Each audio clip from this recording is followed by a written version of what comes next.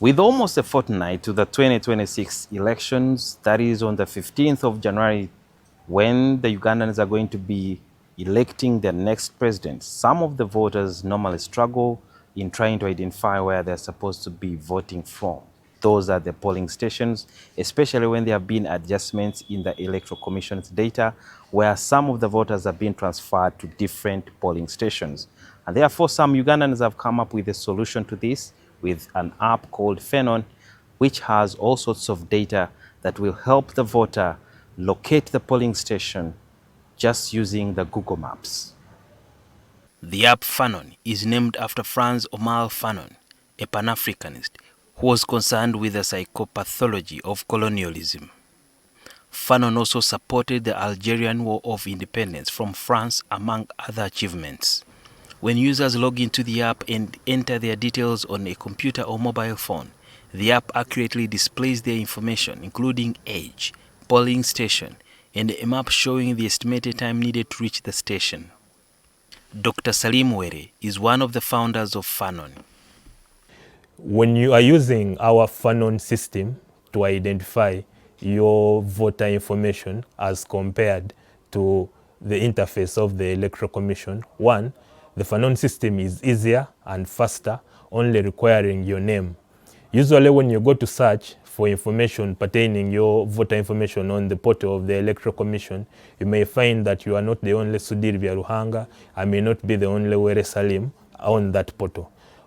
Using the Electoral Commission official portal, you will find a glitch when it comes to precisely identifying. It may take some time, but with Fanon, you simply put in your name and the people will come with similar information and you will be prompted to give extra information regarding, let's say, your date of birth, so that the system can precisely identify you. And you may find that your original national ID, or let's say your NIN number, you may not be readily having it, so that you can use the Electoral Commission portal to find out your information. But with the Fanon, all you need is your name. But why did the group come up with such an application, and who funded it? There's been a challenge when it comes to the civic duty of the Electoral Commission in informing the voters about where they're supposed to vote from. Usually, when we have an exercise of updating of the voters' information, when this information is displayed, not very many people turn up. To come up with this, the application, organizing this information is not a very demanding process that we needed funders. From ourselves, we're both able to mobilize the needed resources for us to come up with this application. The application also features a dashboard that provides data on a number of voters in the country, as well as breakdowns by district, parish, sub-county, and county, among others. When you put in your name, you search, and then the people with the same names can come up. For example, when I put in my detail, Were Salim, you're going to find that about 15 people are going to come up with the same name. Now, when that happens, you're going to be prompted, you're going to be asked to provide extra information, say your date of birth. When you put in your date of birth, you still search, and you will get the precise information about your voter information, where you're supposed to vote from, the name of the polling station, the directions to the polling station. It also has advanced search section that helps users access data about different regions.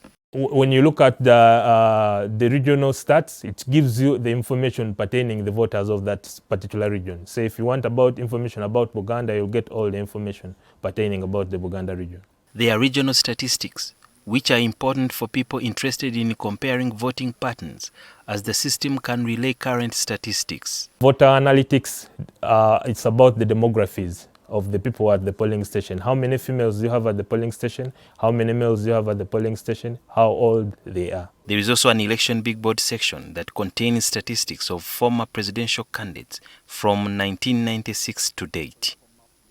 The electoral big board is about the election maps.